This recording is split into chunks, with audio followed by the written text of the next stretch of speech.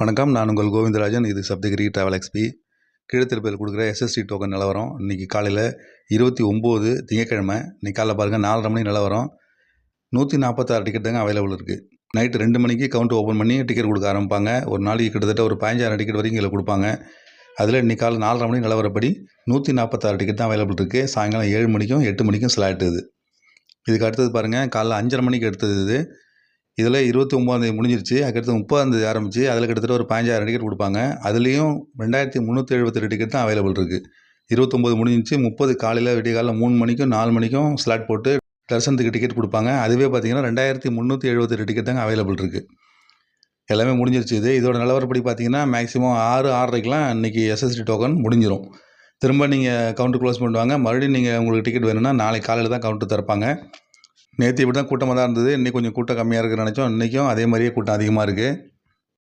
கீழே திருப்பதியில் உள்ள டிடிடி அகாமடேஷன்ஸில் விஷ்ணு நிவாசம் உங்களுக்கு தெரிஞ்சிருக்கும். ரயில்வே ஸ்டேஷனுக்கு நேர் எதிர்த்தாப்பில் இருக்கிற இந்த விஷ்ணு நிவாச காம்ப்ளெக்ஸ் மிக பெருசாக இருக்குங்க.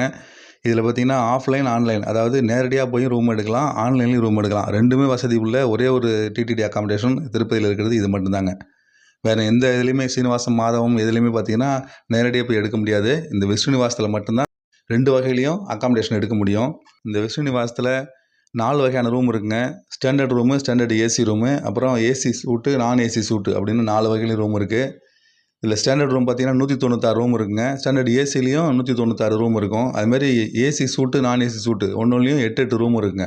இது எல்லாமே ஆன்லைனில் ஓப்பன் பண்ணும்போது காட்டும். இது எல்லாமே வாடகை கம்மி தான்.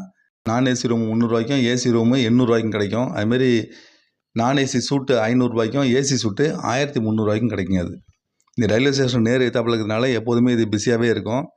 ஆன்லைனில் புக் பண்ண ஆரம்பிக்கும் போது முதல்ல இந்த விஷ்ணு நிவாஸ் தான் செலக்ட் பண்ணுவாங்க. ஏன்னா ரயில்வே ஸ்டேஷனுக்கு நேர் எதிர்த்தாப்பில் இருக்கிறது ஈஸியாக ரீச் ஆக முடியும். அது மாதிரி இதுக்கு பக்கத்துலேயே நிறைய கடைகள்லாம் இருக்குது. ஹோட்டல்ஸு, திருமலைக்கு போகிற பஸ்ஸு இந்த விஷ்ணு நிவாசம் வாசலில் தான் கிளம்பும். அதனால் அதெல்லாம் ஒரு வசதி இருக்குது. அதுமாதிரி கோவிந்தராய சுவாமி கோவில் நேர் எதிர்த்தாப்பில் தான் இருக்குது.